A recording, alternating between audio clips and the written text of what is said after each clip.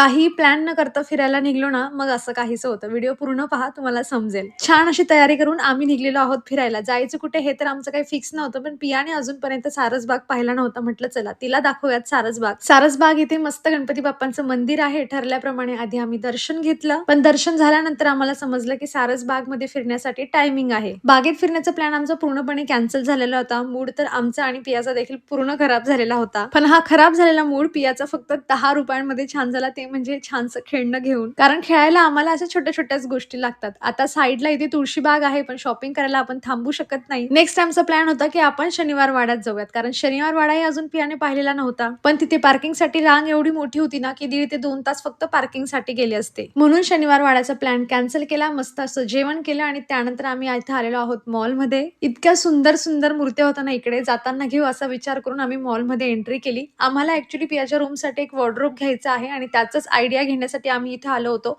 आवडलं तर बुक करून घेऊया, म्हणजे घरी ते डिलिव्हरी देऊन जातील असा प्लॅन होता.